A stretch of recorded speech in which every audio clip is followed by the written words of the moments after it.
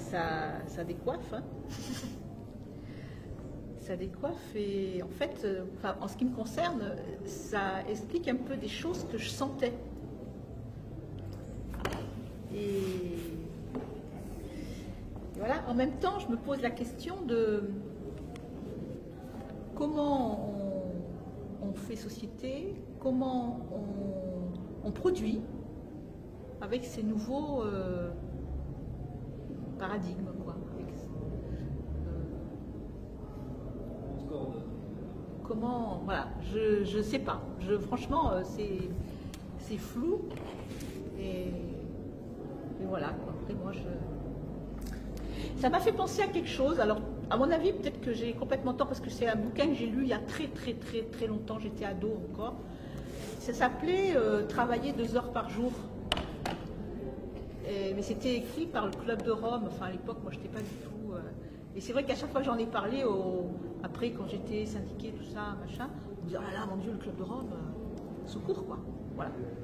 Mais voilà, il faudrait que je le relise, ce bouquin, pour voir un peu, voilà, la différence sûrement, et c'est pas utile. Mais c'était quand même très intéressant sur la création de valeur, etc., etc.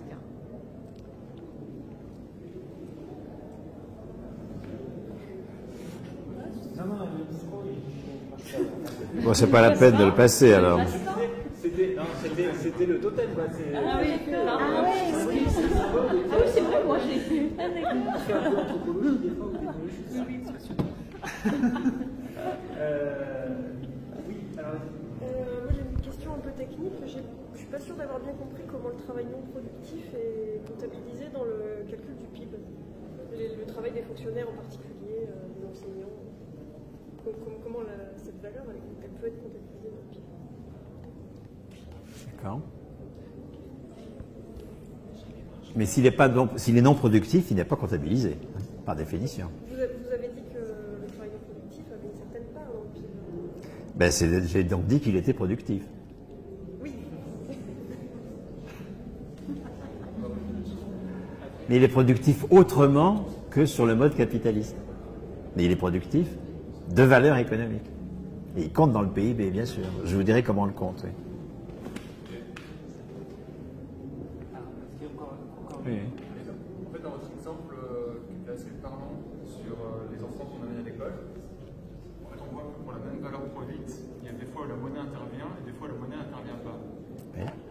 Alors, ce que j'ai compris, c'est que en fait, les cotisations de la marque de la valeur produite non salariée pour l'instant, mais il reste quand même en dehors de ça une valeur qui échappe totalement au flux monétaire, mais qui est quand même une valeur économique. C'est-à-dire que quand les parents mènent leurs enfants à l'école, parce qu'ils ne vont pas faire un contrat avec leurs enfants pour dire, voilà, je te donne l'école, donc tu me dois ça, je te le rendrai, on s'arrangera, on tenir des comptes. Mais implicitement, ça veut dire qu'on reconnaît qu'il y a la quasi-majorité de l'économie qui échappe totalement aux échanges monétaires. Donc, est-ce qu'on ne peut pas s'affranchir et avoir un salaire à vie, en fait, qui serait implicite s'il y avait une disparition de la monnaie ou si on trouvait une alternative à la monnaie pour les échanges économiques et pour la reconnaissance d'un travail.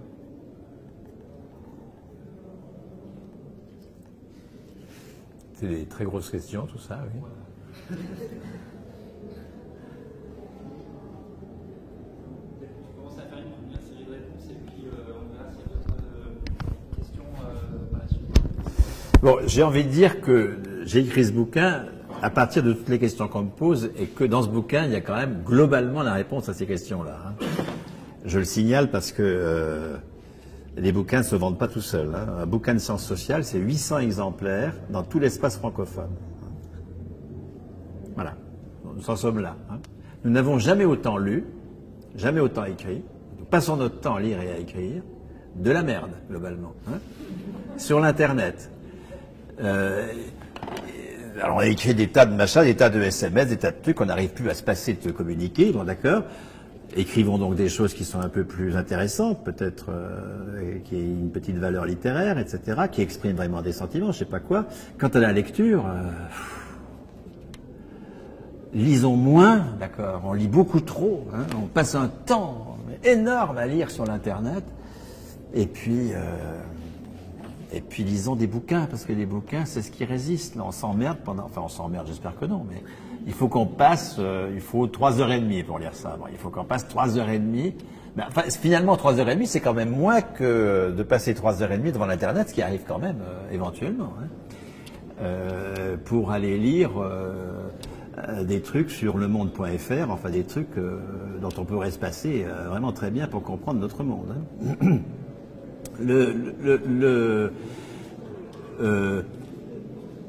Donc, c'est pas pour me défausser, hein, mais toutes ces questions que vous m'avez données là, je les affronte dans le bouquin. Patrick Zech me les pose et j'y donne des réponses.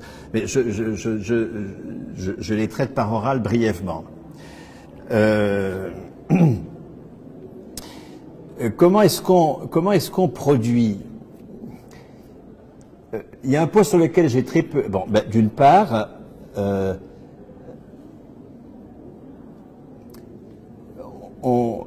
18 ans, chacun a un droit nouveau. Hein. Je dis 18 ans parce que c'est la majorité, ça pourrait être un autre âge, mais je pense que c'est peut-être l'âge quand même le plus intéressant pour cela. Chacun a un droit nouveau, qui est le droit qui garantit progressivement notre souveraineté sur la valeur économique, et qui est, le droit à un salaire à vie. Hein, moi j'ai fait des calculs entre 1500 et 6000 euros. Hein, c'est-à-dire que je reprends les conventions collectives les mieux négociées, avec un écart interdécile qui est de 3, 3,5. Mais l'écart interdécile, c'est-à-dire entre les salaires les moins importants et les salaires les plus importants, attention, il est calculé entre le meilleur salaire des 10% des plus mauvais, d'accord, et le plus bas salaire des 10% les plus élevés. Hein. C'est ça l'écart interdécile. Donc il réduit l'écart réel. Bon, l'écart interdécile, il est à peu près de 3 actuellement. Dans les conventions collectives les mieux négociées, dans la fonction publique aussi, c'est à peu près de 1 à 3. Si on prend un écart, cette fois-ci, dans les salaires réels, c'est-à-dire la totalité, du plus mauvais au meilleur, et en m'inspirant de la proposition de la CGT, hein, qui est 4 niveaux de qualification, que je trouve une proposition très, très intéressante, on arrive à une fourchette des salaires, donc de 1 à 4. C'est pas le 1 à 20 du front de gauche, parce que ça n'évoque rien pour personne, vous comprenez, hein.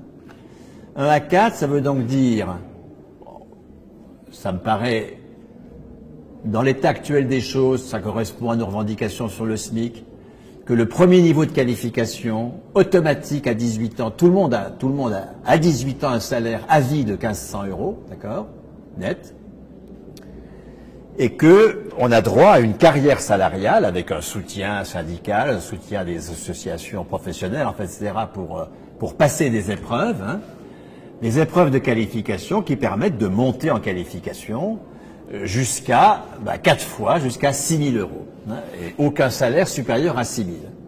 Une fourchette, 1500, 6 000. Et quand je dis aucun salaire, ça veut dire aucune pension, parce que c'est des salaires à vie, hein, bien sûr. Ça veut dire aussi aucune indemnisation de chômage, parce qu'il n'y a plus de chômage, hein, puisque le salaire est lié à la personne, comme pour les retraités aujourd'hui, comme pour les fonctionnaires aujourd'hui. Il s'agit d'étendre à toute la population ce qui aujourd'hui est le fait des fonctionnaires et des retraités. Si nous voulons que tout le monde ait un salaire à vie, compris entre 1500 et 6 000 euros, il y aura beaucoup plus de gens qui auront 1500 que de gens qui auront 6 000, c'est évident, ça, c'est bien sûr. J'ai fait un calcul qui prend le salaire moyen actuel, c'est-à-dire 2100 euros net par mois. Mais c'est beaucoup plus que le salaire moyen actuel parce que dans ce dispositif-là, il n'y a plus d'impôts, hein, tout le PIB va à des cotisations. Hein. Donc c'est net d'impôts. Quand on prend en compte l'IRPP et la TVA, hein, les deux impôts essentiels, enfin l'impôt essentiel étant la TVA, quelqu'un qui a un salaire de 2100 euros net, en fait, ça suppose un salaire au bas de sa feuille de paye de 2800 euros, à peu près. Hein. Donc 2800 euros, parce que là-dessus, il y aura 700 euros de TVA et d'IRPP. Donc ça veut donc dire que si nous voulons un salaire moyen qui correspond à 2800 euros net, actuel. Hein. Étant entendu que ce sera 2000, il faut inclure les impôts dans cette affaire, mais qui, en réalité, est de 2100 €. Donc de 25 000 € par an. 25 000 € par an pour les 50 millions, c'est un droit du sol bien sûr, les 50 millions d'adultes de plus de 18 ans qui vivent en France, ça fait 1250 milliards. 60% du PIB. Or, c'est ce que nous consacrons déjà au salaire et aux revenus des travailleurs indépendants. Donc, vous voyez que dès maintenant, nous pouvons nous engager dans une logique de salaire à vie avec automatiquement, c'est pas lié au diplôme, hein, ça, hein, automatiquement 1500 €, mais ça suppose, si vous en distribuez 1500 € à tout le monde à 18 ans, ça suppose que nous ayons en aval une école sans notes, une école où on apprend la coopération, la co-responsabilité, et non pas la compétition, etc., etc., hein, bien sûr. Hein. Ça suppose des changements importants, tout ça. C'est pour ça que ça ne se fera pas par grand soir. Hein. Ça ne se fera pas non plus par une espèce de gradualisme. L'histoire n'est jamais graduelle. Il y a des moments où il y a une mobilisation populaire qui fait qu'il y a des choses, il y a une violence du capital qui répond à la mobilisation populaire. Prenez 44-47. Hein, et là, il y a des avancées décisives. Et puis, elles se poursuivent encore pendant 30 ans, jusqu'en 80. Il y a une dynamique qui se poursuit encore 30 ans. Et puis, depuis 30 ans, c'est la merde. Bon, ben d'accord. Et ça, c'est normal. Dans l'histoire, c'est toujours comme ça. De toute façon, il y a des périodes où ça avance, et puis il y a des périodes où ça recule. Ça, c'est tout à fait classique. La bourgeoisie a mis 5 siècles pour casser la gueule à l'aristocratie. Hein, d'accord.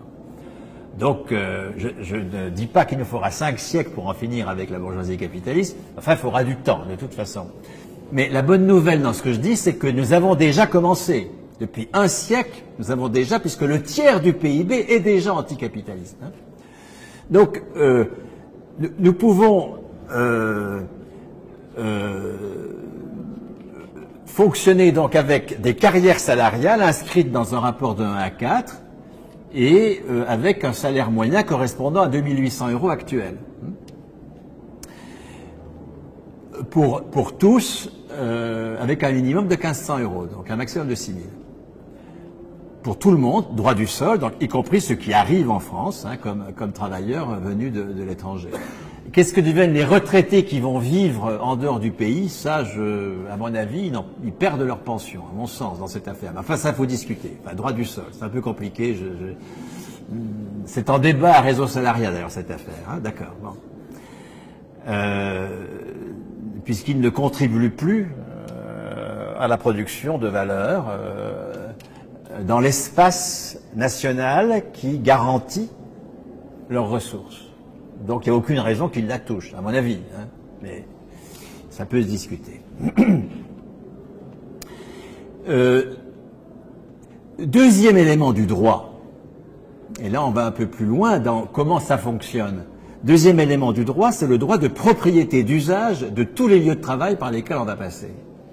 C'est-à-dire que dans tous les lieux de travail dont on va passer, on va participer en tant que membre du collectif, ou sur des travailleurs indépendants, évidemment comme travailleurs indépendants, mais en membre y compris si on est fonctionnaire, donc en tant que membre d'un collectif, d'un service public quelconque, on va participer aux décisions concernant l'investissement, concernant ce que l'on produit, concernant la façon de le produire. On va élire ou désigner d'une façon quelconque la hiérarchie, etc. C'est ça la prérogative du propriétaire. Nous serons les propriétaires de nos lieux de travail. Étant entendu que nous en serons propriétaires d'usage. Ce ne sera pas comme dans les SCOP où il y a des parts sociales qu'on peut revendre quand on s'en va. Parce que ça, c'est tirer des ressources de son patrimoine.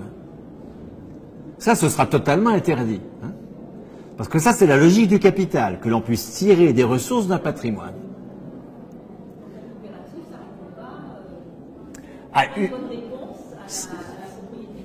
S'il n'y a pas de part sociale. Si on ne peut pas s'en aller en valorisant le fait qu'on a participé au patrimoine. Parce que là, nous sommes dans la logique du capital.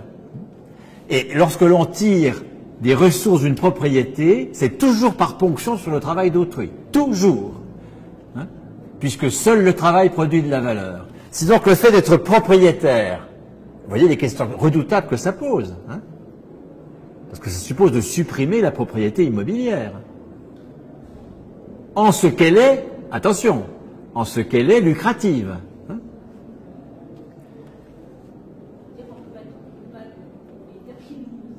Voilà. Hein?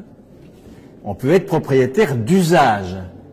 Et l'héritage peut être parfaitement possible dès lors que les enfants ont l'usage de la maison qui se transmet. Mais ils ne peuvent pas la vendre pour tirer des ressources d'un patrimoine, d'accord? Puisque ça ne correspond pas à leur travail. Là, ça suppose, vous voyez aussi, pour un parti, pour un syndicat de transformation sociale, pour un parti révolutionnaire, enfin, etc., ça suppose une réflexion sur la propriété qui n'est jamais menée, c'est dramatique. Hein. Nous n'avons aucune réflexion sur la propriété, jamais. Hein. Alors qu'il faut réfléchir là-dessus. Ou alors nous avons une proposition aberrante qui est suppression de la propriété privée. Mais enfin, c'est le capital qui supprime la propriété privée. C'est le capital qui supprime le travail indépendant qui est propriétaire de son outil de travail. C'est le capital qui repose sur l'expropriation. Une propriété est privée où elle n'est pas. Si je suis propriétaire de mon outil de travail, c'est quand même pas mon voisin qui va l'utiliser. Si un collectif est propriétaire de l'outil de travail, copropriétaire, c'est pas les salariés de l'usine d'à côté qui vont venir bosser sur l'outil.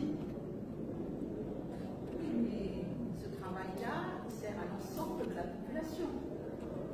Enfin, je veux dire, produire des voitures, c'est pas simplement pour c'est être utile. Oui, bien sûr. À l'ensemble de la société. Non, mais bien sûr. Je disais, week-end dernier, il y avait le Festival du Livre, là, il y avait quelque chose sur la démocratie. Et je parlais, je trouvais qu'il y avait beaucoup d'études là, et je disais qu'on ne réglerait pas les problèmes agricoles quand il y aurait la propriété privée des terres agricoles. Il fallait que les terres deviennent bien commun. C'est-à-dire qu'on ne cultive pas pour soi, on cultive pour l'ensemble de la société.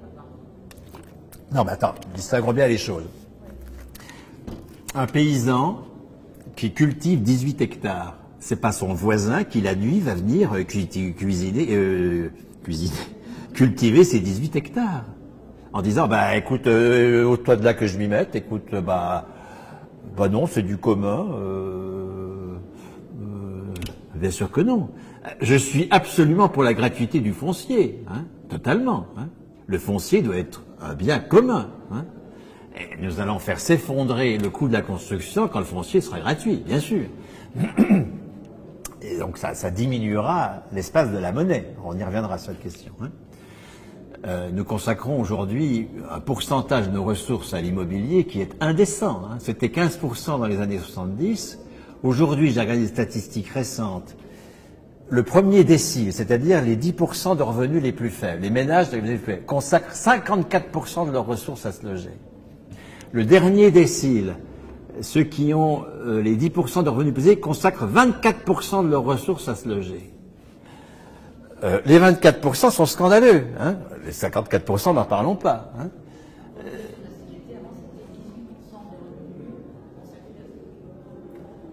On peut faire mieux, puisque dans les années 70, c'était 15%. Enfin, bon, d'accord, on va pas se battre sur les 2 ou 3%, mais je suis, moi, pour la sécurité sociale du logement, c'est-à-dire que le logement soit gratuit et qu'on consacre 0% de nos revenus au logement. Mais comme on consacre 0% à la santé ou à l'école. Mais parce que le logement ne doit pas être l'objet d'un marché.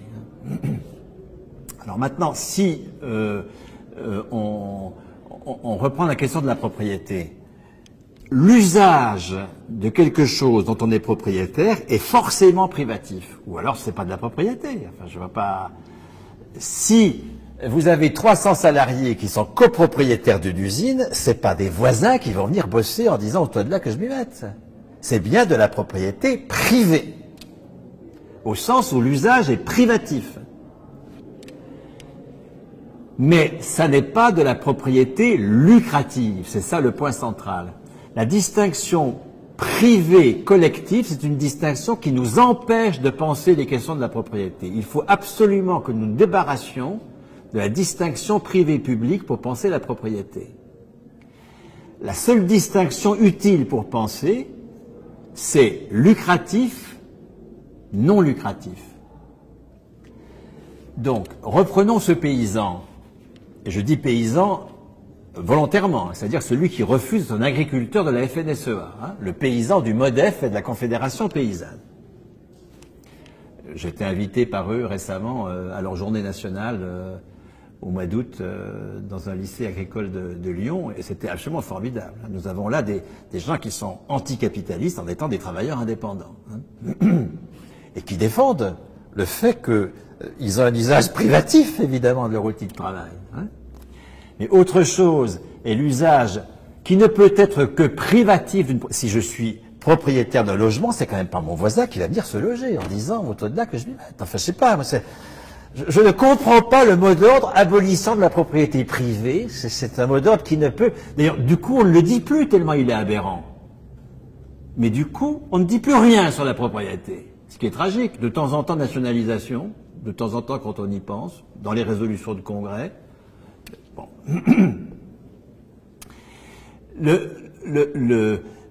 En revanche, ce paysan qui a un accès gratuit au sol,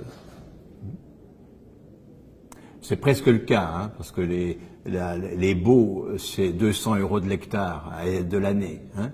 Sauf que si on veut, ça c'est les baux, mais si on veut acheter du sol, il faut payer par ailleurs, je ne sais plus comment ça s'appelle, enfin 10 000 € à l'hectare à l'actuel usager. Donc là, on est dans la propriété lucrative, qu'il faut faire disparaître, bien sûr. Et pour que les paysans ne vendent plus leurs terres, encore faut-il qu'ils aient des ressources suffisantes. Hein. De même que beaucoup de gens louent une chambre à des étudiants, c'est-à-dire piquent une partie de la valeur du travail d'autrui, celui des parents ou celui de l'étudiant, parce qu'ils ont des salaires ou des pensions totalement insuffisantes. Hein. Nous ne pourrons supprimer la propriété immobilière lucrative que si le salaire est un attribut de la personne dans la limite des 1500 6 000. Hein. Si bien qu'on n'a pas besoin de louer à quiconque pour avoir des sous, entre 1500 et 6 000, d'accord. Et qu'on ne passe jamais par le chômage. Mais ce paysan, donc, qui a un accès gratuit à la terre, et qui est propriétaire d'usage de son outil de travail, il ne peut pas faire une plus-value en le vendant. Sinon, ça devient de la propriété lucrative. Donc, si nous voulons généraliser la propriété d'usage, c'est-à-dire que tout le monde décide de ce que devient l'outil de travail sur lequel il travaille, que les instituts décident de ce que devient l'outil de travail, enfin, l'école dans laquelle ils travaillent. Je voyais encore dans l'Humain aujourd'hui tout un patafard sur la présence des parents à l'école. Mais commençons déjà par nous interroger sur la maîtrise qu'ont les professionnels de leur outil de travail. Elle est nulle. C'est ça qu'il faut conquérir. Ça ne veut pas dire que les 16 profs d'école de l'école vont définir le programme. Parce que là, il y a des questions de programme national. Mais évidemment qu'ils vont avoir... Ça ne veut pas dire non plus qu'ils seront les seuls copropriétaires d'usage de l'école. Il faudra bien des élus, parce que l'école, elle engage des questions d'urbanisme. Mais il faudra que ce soit les profs d'école qui décident des ouvertures et fermetures de classe avec les élus. Avec les parents. Avec les parents en tant qu'usagers. C'est-à-dire qu'il faudra qu'il y ait aussi dans les conseils de gestion des entreprises des représentants des usagers, pas que pour les services publics. Hein. Également quand on produit du nucléaire ou de l'armement ou des automobiles ou n'importe quoi. Hein.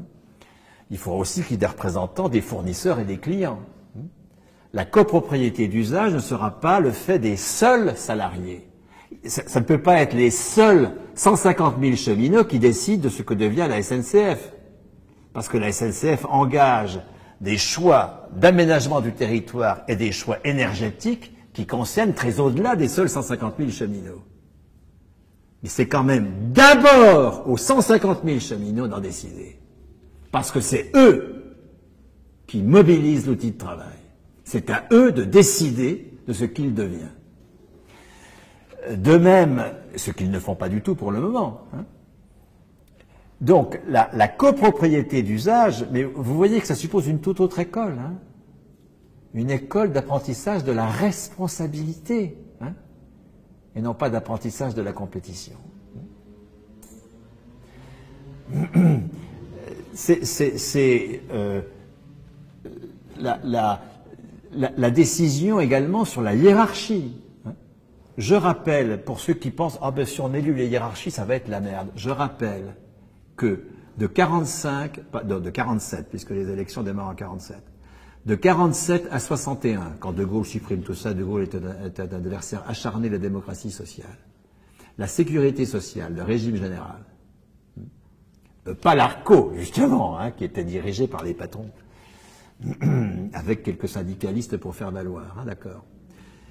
Mais le régime général, le régime général qui représentait presque l'équivalent du budget de l'État, a été géré par des salariés élus lors d'élections qui avaient lieu en 47, en 50, parce que il aurait dû avoir lieu en 45, donc c'était 5 ans plus tard, 50, 55, et ils auraient dû les avoir en 60, mais De Gaulle est revenu au pouvoir, il essaye de les supprimer, il n'y arrive pas, et elles sont repoussées à 62, d'accord, et puis en 67, il les supprime. Des salariés élus qui élisaient les directeurs de caisse. Ce que De Gaulle supprime tout de suite. Hein, un décret de 1960, dès qu'il arrive au pouvoir, supprime l'élection des directeurs de caisse. Et crée l'école des directeurs de caisse de Saint-Étienne, où on n'enseigne rien sur la Sécu. J'ai lu le programme, j'y suis jamais invité, je vous le précise aussi, évidemment. C'est purement des gestionnaires qu'on forme. Des gens qui savent ce que c'est que la Sécu. On n'en veut pas, hein, bien sûr. Il n'en faut pas. Ça a parfaitement marché.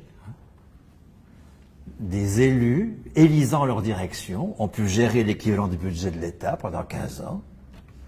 Il n'y avait pas le déficit que nous connaissons aujourd'hui, ça marchait parfaitement. Parce qu'on se battait pour la hausse des cotisations, et on savait pourquoi, etc., etc. Il n'y avait pas d'ARS, vous connaissez, hein, les agences régionales de santé, dans lesquelles les dictateurs décident des ouvertures et des fermetures, avec des directeurs d'ARS à 100 000 € par mois pour certains, d'accord. Donc, pas tous, mais en tout cas celui d'Île-de-France. Donc,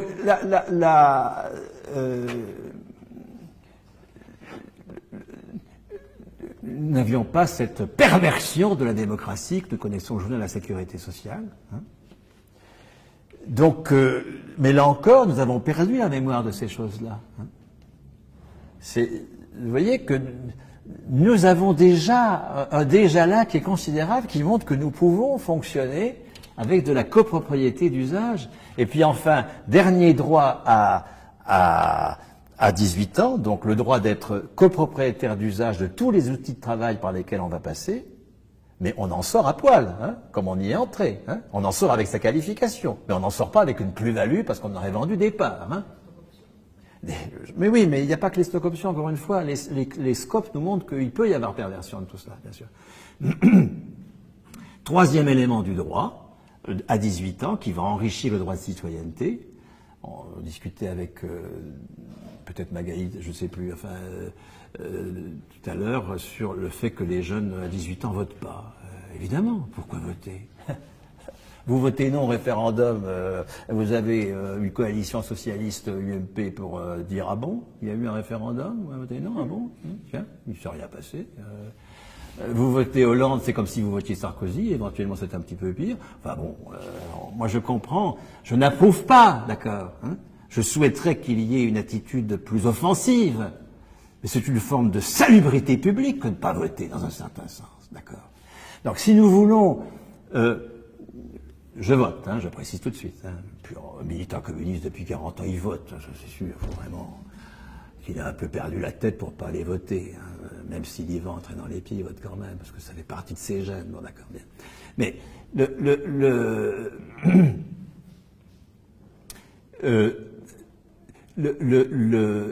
l'enrichissement de la citoyenneté est absolument décisif par la maîtrise de la valeur économique. Et la troisième dimension, donc, cette citoyenneté, donc carrière salariale avec salaire à vie. Deuxième élément, copropriété d'usage, avec tout ce que j'ai dit que ça représente. Troisième élément, participation aux délibérations des caisses d'investissement, des caisses de salaire, des jurys de qualification, des caisses de gratuité. Parce que si ce n'est plus le crédit qui finance l'investissement, comment nous allons le financer? Nous allons affecter, mettons par exemple, aujourd'hui, il n'y a que 20% du PIB qui va à l'investissement. Hein. J'ai donné les chiffres, hein. 2000 milliards, 400 milliards d'investissements. Ceux qui nous piquent 700 milliards n'en investissent, en nous prêtant, les salopards, que 400 milliards. Là où ils veulent, s'ils le veulent, avec les qualifications qu'ils veulent, etc., etc. Et en nous faisant du chantage en permanence. Si nous voulons assumer non pas seulement 300, non pas seulement 400, mais 600 milliards, par exemple, pour l'investissement. Parce que nous sommes dans une logique de sous-investissement aujourd'hui. Et quand je dis investir, ça ne veut pas forcément investir pour faire des kilomètres d'autoroute. Hein. Ça peut être investir pour faire des salles qui permettent de faire des réunions politiques, hein, ça bien sûr. Hein.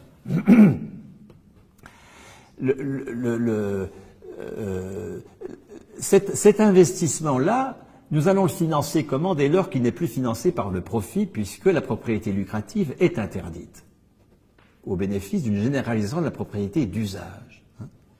Supprimer la propriété lucrative pour généraliser la propriété d'usage. Nous crevons de ne pas être propriétaires, bien sûr, hein, et nous ne le sommes pas parce qu'il y a des propriétaires lucratifs qui se sont appropriés le fruit de notre travail. Si nous voulons remplacer le financement d'investissement par le crédit de ceux qui nous ont piqué le profit, ça suppose que, voilà la suggestion que je fais, mais je m'en explique en bon dans ce bouquin, ça suppose que, par exemple, si nous décidons d'affecter 30% du PIB à l'investissement, que nous affections à l'autofinancement, c'est-à-dire à la décision par les salariés d'entreprise elles-mêmes, de par exemple l'usage de 15% de leur valeur ajoutée. Hein. Une boîte fait, je sais pas quoi, 50 millions de valeur ajoutée, eh bien les salariés en conservent, les salariés avec les copropriétaires, pas que les salariés, j'ai dit, les usagers, les fournisseurs, les clients, des élus, enfin, etc. Hein, bien sûr. Hein. Mais les salariés décident de 15% de 50 millions, ça fait donc de 7 millions et demi, d'accord, de cette valeur ajoutée qui va au renouvellement de l'outil de travail. Et puis, l'entreprise verse 7 millions et demi de cotisations à des caisses d'investissement. Ces caisses d'investissement vont donc avoir 300 milliards, hein, 15%, 15% du PIB, 2000 milliards. Ils vont avoir 300 milliards. Ils vont être saisis de, mettons, 500 milliards de projets. Hein. Ça va être des caisses locales par bassin de main-d'œuvre, ou c'est des caisses de branches pour qu'il y ait une cohérence dans un outil productif, surtout pour tous les réseaux, toutes les industries de réseau qui supposent une cohérence à l'échelle même internationale. Bon, mais enfin, en tout cas déjà à l'échelle nationale, puisqu'il n'y a que ça que nous maîtrisons, et c'est évidemment à l'échelle nationale que la révolution peut se faire, et uniquement à cette échelle-là.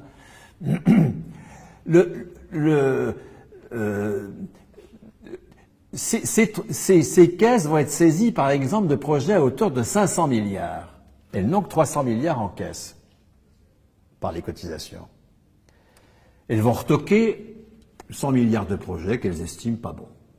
Vous voyez déjà, vous allez avoir des conflits hein, entre les entreprises et les caisses. C'est ça la démocratie, c'est le conflit entre des institutions qui ont des intérêts divergents. C'est pas le Gosplan, ça marche pas. C'est pas non plus la juxtaposition d'autogestion, ça marche pas non plus. Une production, ça doit être coordonné. Et ça doit être coordonné horizontalement. Et la coordination horizontale, ça se fait par des conflits entre institutions dont les intérêts sont divergents. Il n'y a pas d'autre solution. Donc nous allons devoir en permanence gérer des conflits entre les entreprises qui proposent des projets d'investissement et des caisses d'investissement qui diront, ben écoutez, la valeur ajoutée à générer ça, nous avons 300 milliards, en plus votre projet il est complètement con, il n'est pas sans intérêt, on n'en veut pas. Bon. Il faut bien que les salariés à 18 ans aient le droit de participer à la délibération des caisses d'investissement. Sous quelle forme? Ben ça, c'est à voir. Moi, je ne suis pas un spécialiste de sciences politiques, je ne peux pas répondre, mais d'un point de vue économique. Hein. Et puis, il restera donc 400 milliards de projets. Mais 300 milliards en caisse. Alors, on va d'abord subventionner les projets à hauteur de 300 milliards, pas prêter, puisque c'est de l'argent qu'il n'y a pas à rembourser, puisqu'il est produit par les travailleurs de l'année. Il faut le rembourser à personne, d'accord? De même que l'hôpital ne rembourse pas les dotations de l'assurance maladie. Encore une fois, il n'y a de crédit que parce qu'il y a eu prédation. Les 100 milliards qui ne sont pas en caisse, eh bien les caisses vont faire de la création monétaire. Elles vont anticiper sur la valeur nouvelle qui va être créée grâce au travail qui sera mobilisé sur cet investissement nouveau. Avec peut-être des ratés, bien sûr, et des réussites. Mais c'est pareil, ces 100 milliards vont subventionner les porteurs de projets, puisqu'elles reconnaîtront la valeur qui va être créée au temps T+1, grâce à cet investissement net. Il n'y a aucune raison que ce soit remboursé. Une organisation de transformation sociale qui a comme objectif d'en finir avec le capitalisme, pas par le grand soir si on n'y arrive pas, ça c'est clair, mais par la préparation de mouvements non programmables de mobilisation populaire, c'est pas programmable, mais il faut les préparer tout le temps par de l'éducation populaire, par de la mobilisation syndicale, par le jeu politique, etc. De la même façon, vous allez avoir un conflit entre les caisses de salaire et les entreprises. Les entreprises ne vont plus payer leurs salariés. Si vous voulez qu'il y ait un salaire à vie, il faut que le salaire soit complètement déconnecté de la bonne ou mauvaise santé de l'entreprise dans laquelle vous travaillez. Sinon, vous rétablissez le marché du travail. Mais c'est l'entreprise qui paye le salaire à vie ou c'est la société en général qui paye? C'est les caisses de salaire qui payent le salaire à vie. Mais je pars pas, c'est pas de l'utopie, c'est ce que nous faisons déjà pour 45% du salaire. 45% du salaire n'est pas payé par des employeurs. 45% du salaire est payé par des caisses. Eh bien, il s'agit que 100% du salaire soit payé par des caisses. Heureusement que ce n'est pas mon employeur qui paye ma pension. Il cotise, parce qu'il a peut-être disparu depuis longtemps, d'accord? Il cotise, et c'est la mutualisation des valeurs ajoutées dans la caisse des pensions qui rend absolument certain le paiement de la pension, indépendamment du marché, du chiffre d'affaires de l'entreprise. Il faut absolument continuer d'en finir avec l'allocation microéconomique du salaire. C'est un salaire ou c'est un revenu? Ça, ce sera l'objet d'une prochaine séance, hein, d'accord? C'est un salaire, parce que nous ne sommes pas des êtres de besoin. Moi, je n'ai pas besoin de revenus. Je ne suis pas un être de besoin. Je suis un créateur, j'ai besoin d'un salaire qui reconnaît que je crée. Mais quand tu as 18 ans, tu es pas encore créateur, tu sors de l'école, tu as un revenu. Ah, ça c'est toi qui le dis. Je sais pas. Mais parce que dans le salaire à vie, c'est peut-être indépendamment de ce que tu produis, c'est bien ce que j'ai compris. Alors tu n'es pas forcé, enfin, si tu as un salaire comme ça, tu n'es peut-être pas forcé d'avoir envie d'aller te faire chier sur une chaîne de montage de bagnole ou d'aller pour des timbres, quoi, tu vois. Alors, sur la question de la motivation au travail dès lors que l'on a un salaire à vie, le salaire à vie va augmenter, attention, hein, lié à la copropriété d'usage d'entreprise, attention. Hein.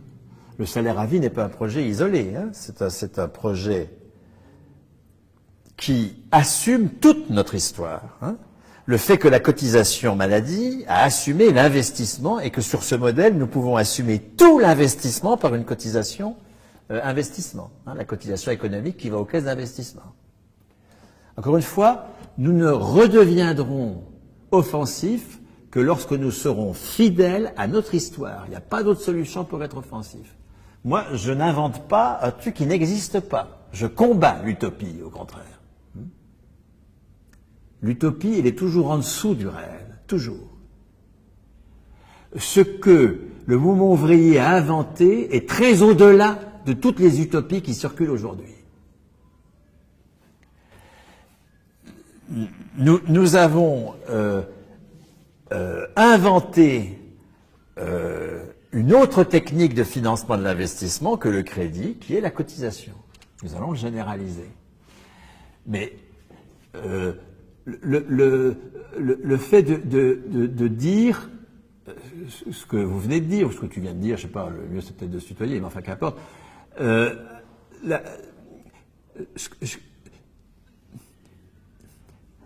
Oui, je revendique d'être payé pour ma qualification, d'accord? Et d'être payé jusqu'à ma mort. Parce que j'entends bien être qualifié jusqu'à ma mort. Être reconnu comme producteur de valeur. Mais, distinguons bien les choses, sinon on s'embarque dans une question d'évaluation qui va nous laisser dans la situation où on est, avec des gens qui s'auto-évaluent, des types qui sont payés pour évaluer les autres, enfin, etc. Enfin, la merde complète, hein, d'accord.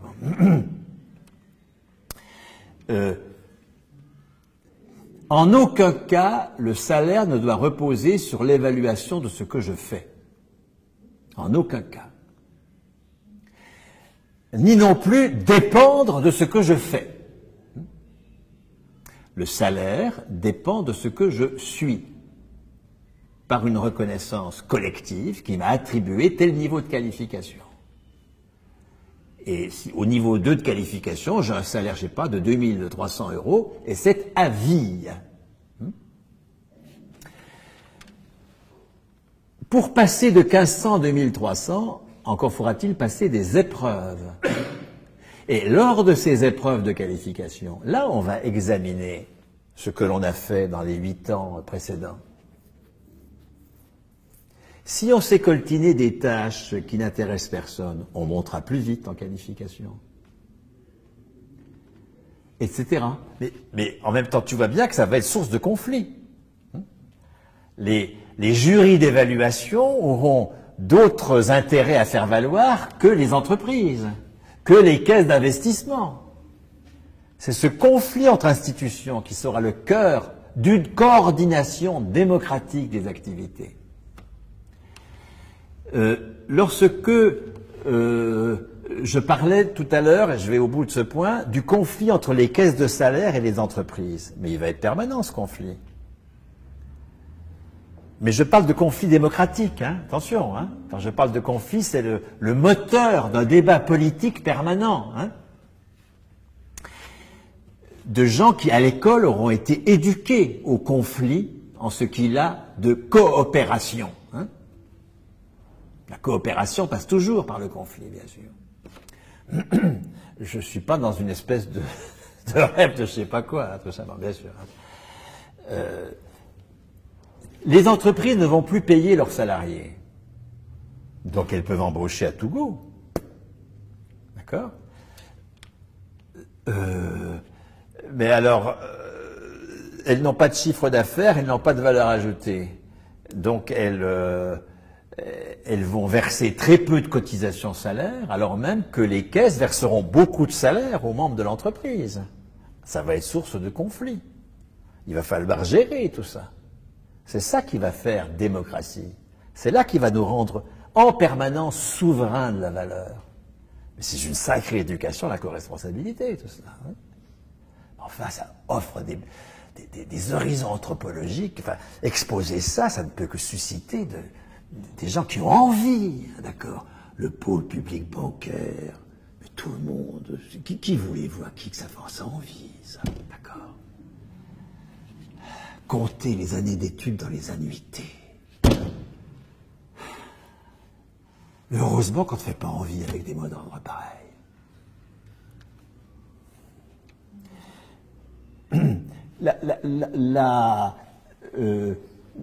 Maintenant, la motivation.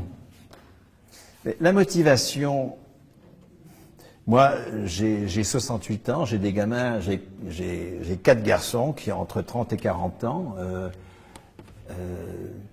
Il y en a 2 qui sont autonomes du point de vue économique, un qui commence à l'être, un autre qui ne l'est pas du tout. Celui qui ne l'est pas parce qu'il n'a pas franchi les étapes du marché du travail, mais il ne donne pas sa mesure. S'il avait un salaire à vie, mais il ferait tout ce qu'il a envie de faire, qu'il fait d'ailleurs en bricolant, hein, bien sûr. Mais à quel prix, d'accord? Alors qu'il pourrait le faire de façon infiniment plus... Et nous avons tous des gamins ou des connaissances dans comme ça. C'est une expérience que nous faisons absolument tous. Tous ceux qui vont en traînant les pieds au boulot, parce qu'ils n'ont pas de maîtrise sur leur travail.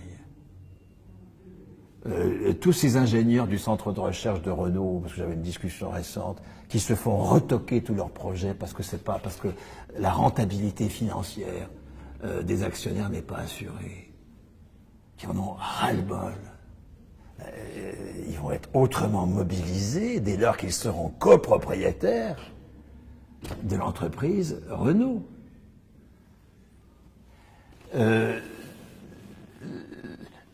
Par ailleurs, pour entrer dans un collectif, il faudra être recruté. Ce recrutement donnera lieu par ailleurs à un contrat de travail qui définira, je sais pas quoi, un certain nombre, sûrement pas le salaire, puisque ça, c'est un attribut de la personne, d'accord, hein, mais qui définira, je sais pas quoi, les heures de présence, un certain nombre de choses, d'accord. Bon. La personne sera, le moins qu'on puisse dire, incitée à respecter le contrat de travail. Sinon, elle sera licenciée. Mais vous voyez bien que le licenciement aura une toute autre signification, puisqu'elle sera licenciée avec son salaire. Bon, elle n'aura pas fait l'affaire quelque part, elle fera l'affaire ailleurs, d'accord? On connaît quand même qu'il y a des tâches qui sont ni exaltantes, ni intéressantes, que personne ne veut faire, qui restent utiles à la société. Et je reconnais que s'il y a des gens un salaire à vie, c'est pas pour autant qu'ils font rien de leur vie, et même ça peut les bloquer, mais pour faire des choses, en exemple, est-ce que les gens vont aller balayer les rues pour, alors qu'ils ont à côté un salaire? Quel sera l'incentive qui va ouais. D'une façon plus générale d'ailleurs, hein, j'avais un débat avec Frédéric Lordon la semaine dernière dans le 14e. Il est vous pouvez aller voir sur le site de Tropic. Et il me pose cette question, s'il n'y a plus le gendarme du marché du travail, d'accord, hein, comment va se faire la mise au travail des personnes? Alors, répondre, on va faire du service civique pour les tâches qui ne trouvent pas preneur, spontanément. Hein. Ce qui est une réponse tout à fait cohérente d'ailleurs, hein, parce que dès lors que l'économie, c'est plus île vers lesquels on tend un point vengeur de temps en temps. Hein. Taxons le capital. Hein. Voilà, c'est la revanche des vaincus. Hein, d'accord. Ce ne sera plus le il, mais ce sera nous. On peut imaginer des services civiques. Sauf que ce n'est pas une solution, vraiment. Parce que ces métiers en question peuvent être des métiers très qualifiés. Les métiers d'entretien, par exemple, des sols à l'hôpital, sont des métiers, si on veut éviter les maladies nosocomiales, des métiers de haute technicité en réalité. C'est pas parce qu'on va aller faire à 19 ans un petit tour pendant 3 mois que ce boulot sera bien fait. Il sera mal fait, au contraire. Vous avez des métiers de nuit, parce que vous avez des industries de process qui supposent une continuité, d'accord? Je ne parle pas du fait de vendre des parfums à minuit sur les Champs-Élysées, hein, ça d'accord, hein? Mais je parle d'industrie de process, il y en a quelques-unes, pas tout, d'ailleurs pas toutes celles que les patrons prétendent, c'est pas vrai, là, d'accord, mais qui doivent fonctionner jour et nuit. Bon. Le travail de nuit est un travail extrêmement nocif pour la santé, extrêmement nocif pour la vie sociale. Mais ces travaux-là sont d'une très grande technicité. C'est parce que moi je vais aller faire un petit tour dans un service civique pour faire le boulot qui sera fait, il sera mal fait, d'accord? Donc il faut trouver des formules, mais qui vont devenir possibles, parce que des formules qui incitent à faire, mais à consacrer une partie seulement de son temps à ces tâches, parce qu'on ne peut pas y consacrer tout son temps pour des questions médicales, pour des questions d'intérêt, en fait, etc. D'accord? Mais pas forcément par des petits stages, ça peut être sur la longue durée, d'accord? L'incitation, je l'ai dit, hein, c'est le fait qu'on progresse plus vite en qualification. On peut imaginer un système mixte dans lequel au salaire à vie s'ajoute une participation instantanée à la tâche, qui soit une incitation supplémentaire pour les tâches pour lesquelles vraiment on trouve personne, et qui de fait redonnerait la vraie valeur de cette tâche pour la société. C'est-à-dire que s'il y a une tâche que personne ne veut faire, et si pour que les gens la fassent, il faut y mettre le prix, forcément on va se demander est-ce qu'on a vraiment besoin. Et on va remettre en question peut-être certaines activités ou certains pans de notre économie. Ah oui, bien sûr. Hein. Il y a des tâches aujourd'hui pénibles qui ne sont pas nécessaires. Ça bien sûr. Certaines qu'on peut automatiser aussi. Hein. Ça, bien sûr. Mais il faut quand même tenir compte de tâches qui ne trouveront pas preneur spontanément et qui seront nécessaires.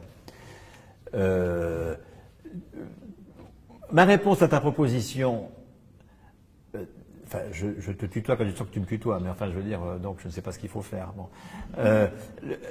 Ma réponse à ta proposition de payer telle tâche, elle est non. Hein.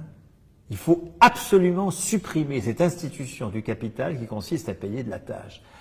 Tout le mouvement syndical s'est levé contre le salaire à la tâche. Aujourd'hui, le mouvement syndical de transformation sociale, donc je ne parle pas de la CFDT bien sûr, mais le mouvement syndical de transformation sociale refuse les contrats de projet. Hein, refuse tous ces machins où il s'agit de payer des tâches, d'accord. Hein. C'est la qualification qui doit être payée. Alors, la qualification du poste dans l'emploi, c'est une première étape, mais qui ne suffit pas, qu'il faut dépasser, c'est la qualification de la personne. Donc je suis, pour moi, contre cette proposition. Mais en revanche, le fait, parce que ça va restaurer cette logique du marché du travail, mais en revanche, le fait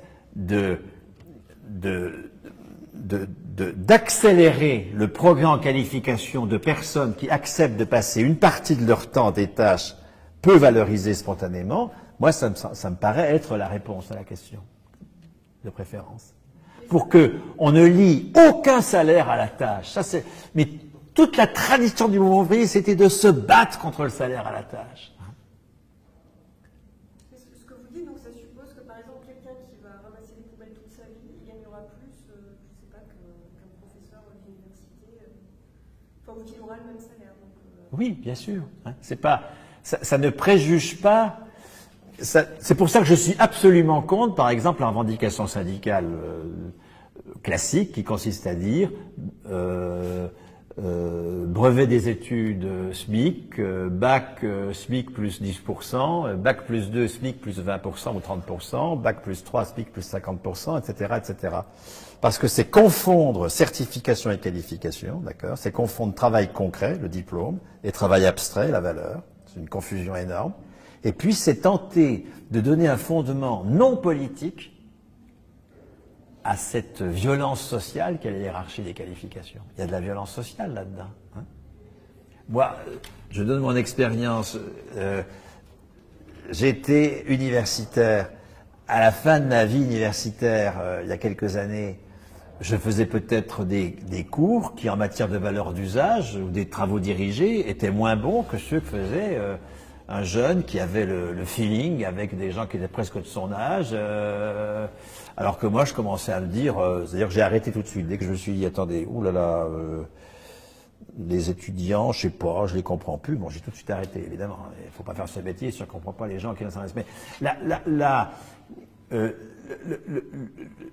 la valeur d'usage que produit ce jeune en contrat doctoral, qui vient de passer sa thèse, qui est en contrat doctoral, est peut-être supérieure à la valeur d'usage que je produis moi. Pourtant, je suis réputé produire 3 fois plus de valeur économique que lui, puisque mon salaire est 3 fois supérieur au sien.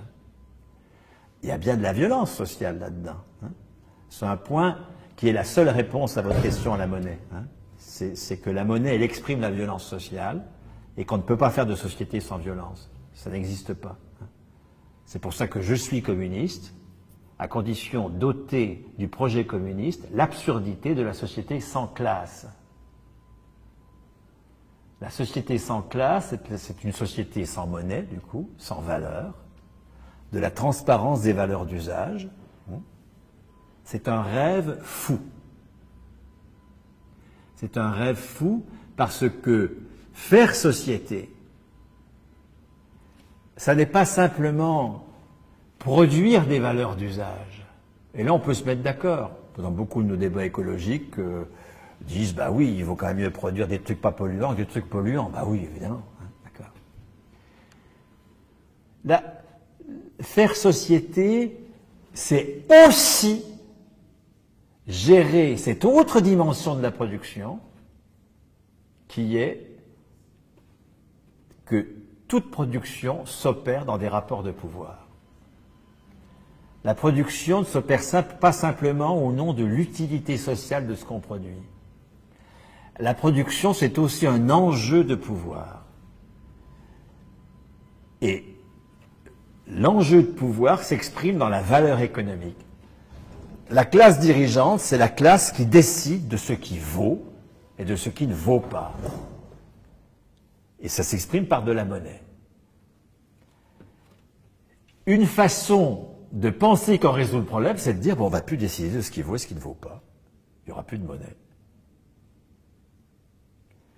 C'est une solution illusoire parce que c'est résoudre par décret le cœur tragique de toute société, c'est-à-dire qu'il y a du tragique dans toute société, c'est-à-dire qu'on ne produit pas sans violence.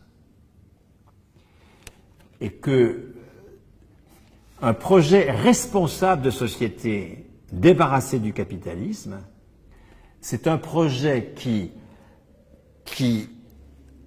assume le cœur de ce qui est faire société. Et faire société, c'est à la fois assumer notre rapport à la nature, ça c'est le travail concret, c'est la production des valeurs d'usage, et c'est assumer nos rapports entre nous. Ça c'est la violence. C'est la valeur économique. Et penser qu'il est possible de faire une société sans violence, c'est-à-dire sans monnaie, c'est, pour moi, encore une fois, c'est pas simplement un rêve, c'est un rêve fou parce que c'est nier une réalité qui est substantielle à la vie sociale. Justement, pour l'instant, cette violence de la production, la pénibilité d'un travail, l'ennui qu'on peut avoir dans ce travail, elle n'est absolument pas représentée dans le coût final d'un produit ou d'un service. Et je dirais même qu'il est inversement proportionnel, c'est-à-dire que quand on achète un iPhone qui ne coûte rien, les travaux qui sont le moins bien rémunérés, derrière, c'est une violence de cet esclavage affectif. Et le capitalisme fait comme ça, qui pousse les gens dans leur retranchement, et que plus quelque chose est violent à produire au niveau social, et moins il a de valeur. Et ce qui manque, je trouve, dans le projet du salaire à vie, c'est que cette valeur, elle transparaît toujours pas. C'était l'exemple qu'on donnait des personnes qui vont sortir des poubelles toute leur vie. Il y a une pénibilité ou un ennui dans ce travail qui qui n'est pas égal à quelqu'un qui va avoir une vie qui va, je sais pas, être ingénieur toute sa vie ou faire quelque chose qui l'exalte. Et il n'y a pas de mesure, en fait, il n'y a pas de rétribution supplémentaire à cette mobilité. Oui, en ce sens-là, je me sépare complètement de Milondo, enfin des partisans du revenu de base qui disent bon, à tout le monde un revenu de base et ensuite des salaires en fonction de la pénibilité. Bon, j'ai souvent débattu avec Milondo, je suis effectivement, vous avez une petite plaquette d'ailleurs du réseau salariat, c'est revenu de base au salaire à vie, mais on verra ça dimanche à Nice, hein, c'est une des séances de dimanche.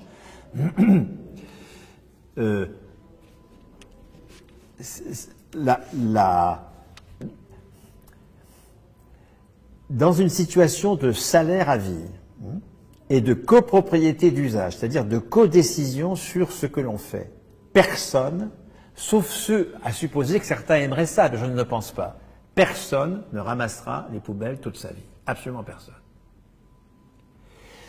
Ce besoin, cela dit, nécessaire, puisque notre espérance de vie collective elle est complètement dépendante par la question de la gestion des déchets, bien sûr, et qui peut être d'une haute technicité, j'insiste là-dessus, nous allons l'assumer non pas en reconnaissant par un salaire supplémentaire la pénibilité du travail, ce qui encore revient à payer à la tâche, or c'est ce dont il faut que nous nous débarrassions complètement, mais par des trajectoires individuelles qui, parce qu'elles vont être, nous allons nous balader avec notre salaire. Hein, c'est quand même très différent. Hein.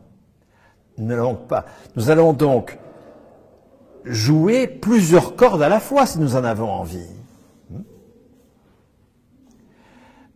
Nous allons être à la fois, je sais pas quoi, moi, producteur d'huile d'olive parce qu'on a une oliverie dont on a la propriété d'usage précise, hein, d'accord, accompagnateur de moyenne montagne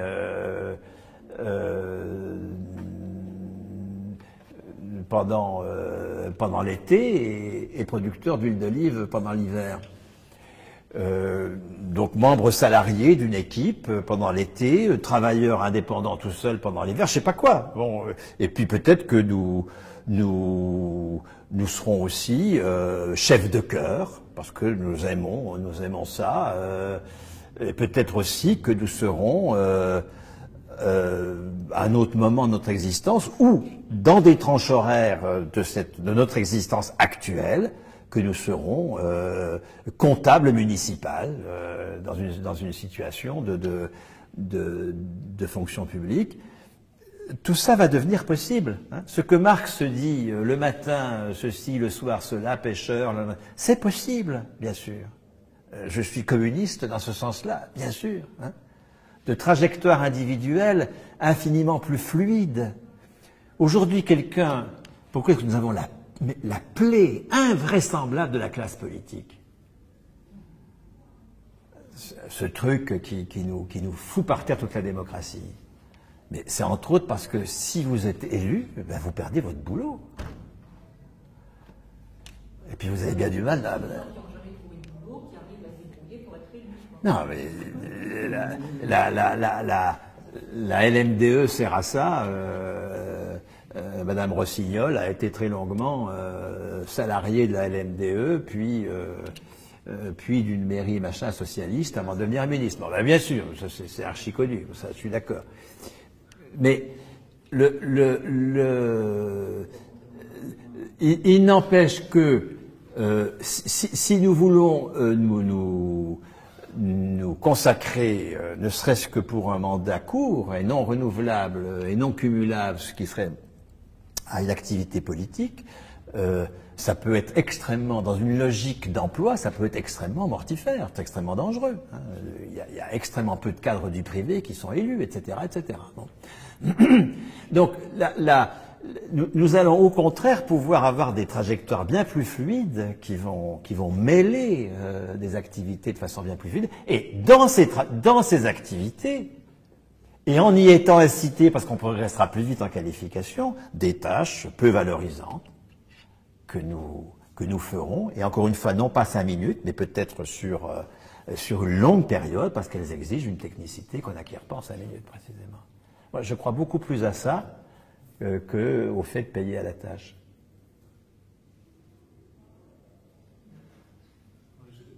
Je crois que du coup, s'il y a d'autres questionnements, ce qui sera bien, ce sera de les réfléchir et puis de... Comment le travail productif, le travail non productif est comptabilisé? Alors, donc il n'est pas non productif puisqu'il est comptabilisé. Hein, je réponds simplement à ça, mais en 30 secondes. Comment est-ce qu'on comptabilise la contribution de l'administration au PIB? Mais on additionne les salaires des fonctionnaires. C'est quoi la valeur ajoutée? C'est les salaires plus le profit. C'est ça la valeur ajoutée, d'accord? La valeur ajoutée dans l'entreprise, faites un peu de compta privé, c'est assez vite fait, d'accord? C'est le chiffre d'affaires moins les consommations intermédiaires. Et vous avez ensuite la valeur ajoutée qui est l'addition des salaires et des profits. Alors, on va pas dire profit parce que c'est un gros mot, hein, d'accord? Alors, on va dire, je sais pas quoi, moi, provision pour intérêt, je sais pas quoi, enfin bon, on va dire des tas de choses très élégantes pour essayer de maquiller la chose. Bon. Mais donc, la valeur ajoutée de l'entreprise capitaliste, elle se partage entre salaire et profit. On additionne le salaire et les dividendes, y compris les intérêts sur le patrimoine, parce que le profit fait aussi l'objet d'impôts, d'accord? Les impôts, pardon. Et puis les salaires avec les impôts et les cotisations liées au salaire. C'est ça la valeur ajoutée. Donc, lorsque vous avez une association qui n'a pas de profit ou un service public, ben, la valeur ajoutée, c'est l'addition des salaires, tout simplement. C'est ce point que je connaissais pas. Et voilà. Ah ben toujours, la valeur ajoutée, c'est salaire plus profit. Donc, puisque la valeur ajoutée, c'est la valeur qui est ajoutée par le travail. Donc, elle s'exprime dans le salaire, là où il n'y a pas de profit, et dans le salaire et le profit, là où il y a du profit. Mais ce qui veut dire, c'est ça très intéressant, c'est que en multipliant les travaux qui sont faits dans un cadre non lucratif, les services publics, la retraite, la santé, etc., on invente une autre mesure de la valeur, qui n'est pas le temps de travail, mais qui est la qualification du producteur. Ça, c'est vachement nouveau. Hein, parce que, comme quelqu'un l'a dit, je ne sais plus, mais enfin quelqu'un d'entre vous l'a dit, quand on mesure la valeur par le temps de travail, on est pris dans une course folle à l'élimination du travail vivant. Ce qu'on appelle gain de productivité, mais qui sont absolument destructeurs du travail vivant. Le capitalisme passe son temps à détruire le travail vivant, parce qu'il mesure la valeur par le temps.